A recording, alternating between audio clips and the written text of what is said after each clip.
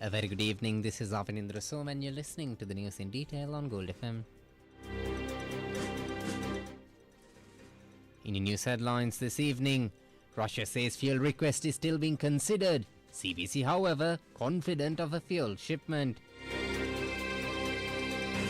Government facilitating coal mafia, alleges partly.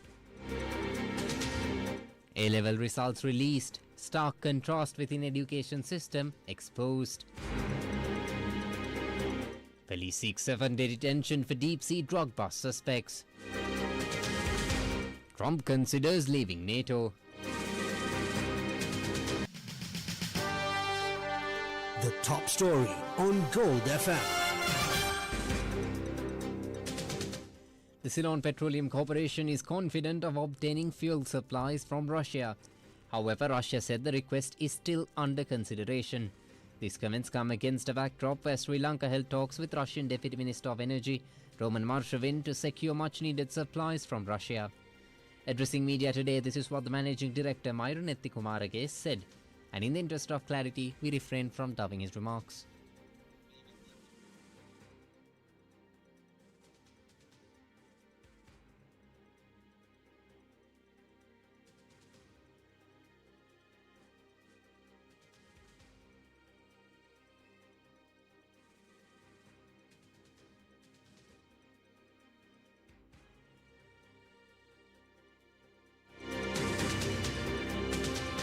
The matter was also quizzed from the Russian Deputy Minister of Foreign Affairs, Andrei Rudenko, as he addressed a roundtable in Colombo organized by the Pathfinder Foundation. This was his response.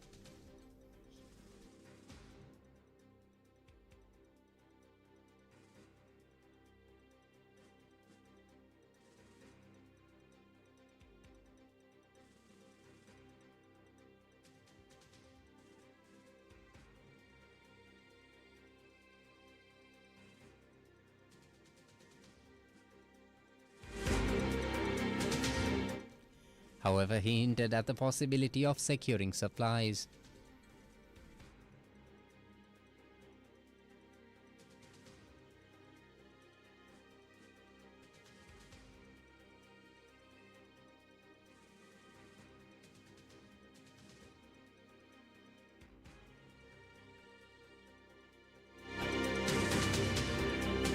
Meanwhile, several other aspects as far as the Russia-Sri Lanka bilateral relations are concerned were discussed during the roundtable.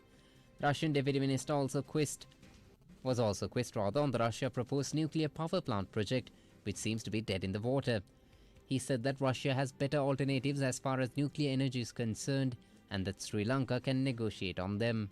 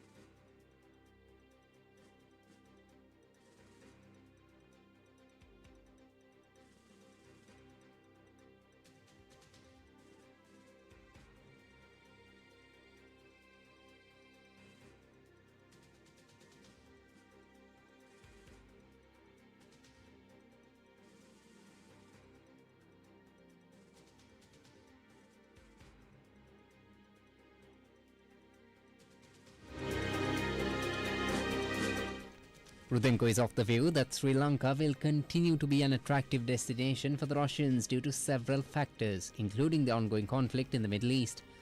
When that being the case, he highlighted what Sri Lanka should do to attract serious business from the Russians.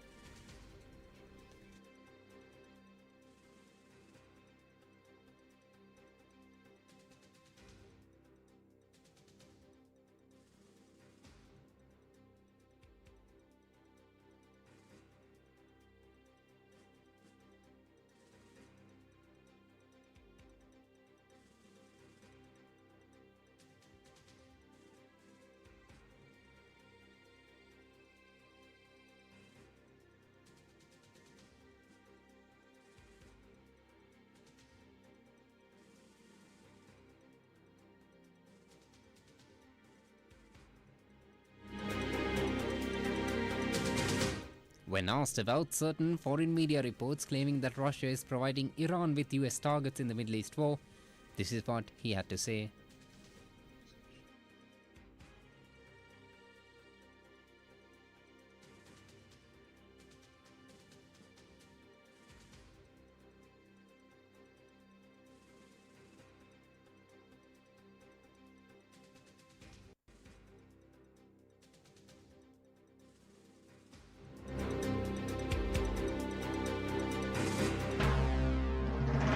This is the local news on Gold FM. Former Minister of Power Partly Champika Ranawaka says that the government is facilitating the actions of the coal and diesel mafia. He made this accusation while addressing a joint media briefing of the opposition today, and in the interest of clarity we refrained from dubbing his remarks.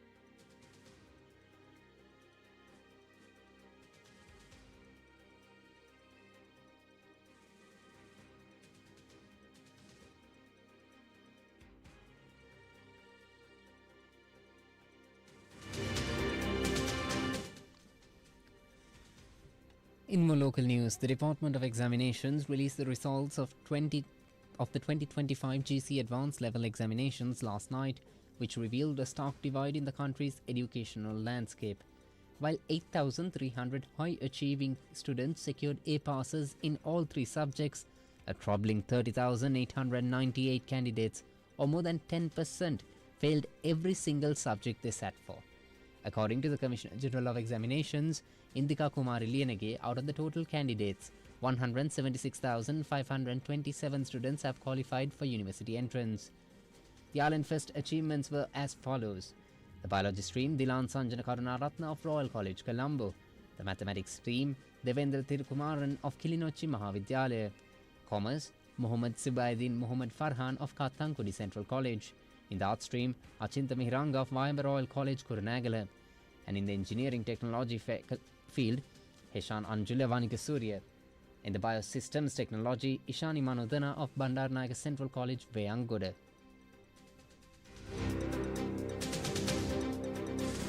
While over 8,000 students celebrated AAA results in the 2025 Advanced Level Examinations, the darkest statistic we spoke of has emerged. More than 30,000 candidates, or more than 10%, failed every single subject they sat for, sparking a fierce debate over the collapse of the state education system. We spoke to former Minister and legal expert Dr. Vijaydas Rajapaksa, who says the results are a direct consequence of a decade of government neglect, particularly in rural areas.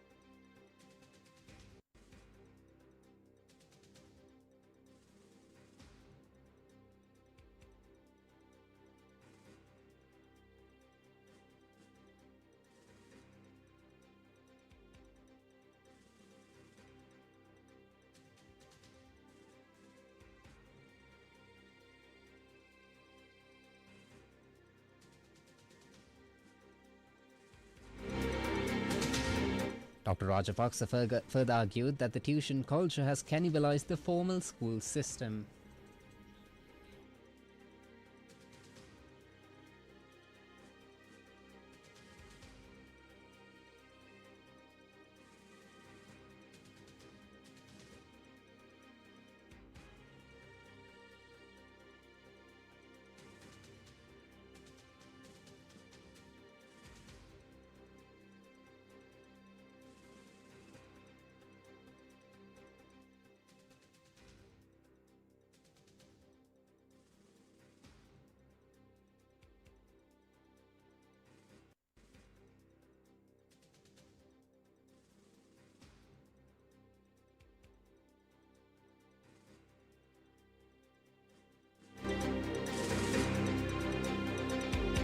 Moving on in more local news, police expect a 7-day detention order for 6 individuals apprehended during a massive heroin bust in the deep sea southwest of Sri Lanka. The suspects were handed over to the Police Narcotics Bureau and they will be produced before the Hulstrop Magistrates Court today. The Navy intercepted the multi-day fishing trawler named Ave Maria carrying over 323 kilograms of heroin, valued at more than 6 billion rupees. During the search, officers discovered 298 packets of the narcotic, hidden in 19 sacks alongside 2 satellite phones. Police say the preliminary investigations link the shipment to a drug trafficker known as the Sarnayaka, currently hiding in Dubai. The US government started implementing a new guideline that requires a broad range of non-immigrant visa applicants to make all social media profiles public. This new guideline applies immediately to those seeking certain types of A, C, G, H, K, R visas, as well as the applicants of all Q, S, T and U categories. The current guideline remains in place for all applicants of B-type, H-1B, F, M and J categories. Now for some news in brief.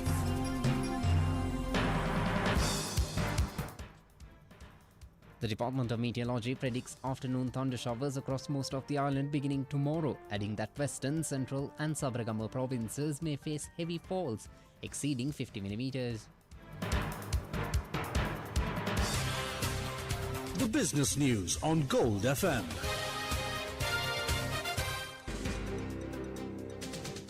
Energy giant Shell negotiates with the Venezuelan government to develop 4 significant areas near Trinidad and Tobago. These discussions involve 2 of the country's largest offshore natural gas fields.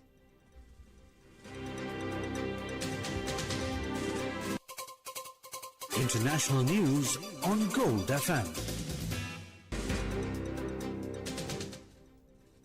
US President Donald Trump says he is strongly considering pulling the United States out of NATO, calling the alliance a paper tiger after members refused to join the month-long war against Iran. Speaking as Operation Epic Fury enters its 5th week, he criticized allies for failing to support the mission that began on the 28th of February with the killing of Supreme Leader Ali Khamenei.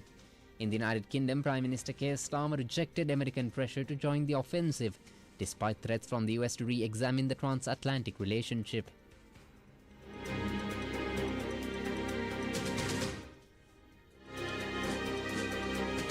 Entertainment news on Gold FM. Christopher North, the founding keyboardist of the 1970s rock band Ambrosia, died at the age of 75. The band confirmed the news, describing the Hammond B3 King as a keyboard wizard who defined progressive and soft rock.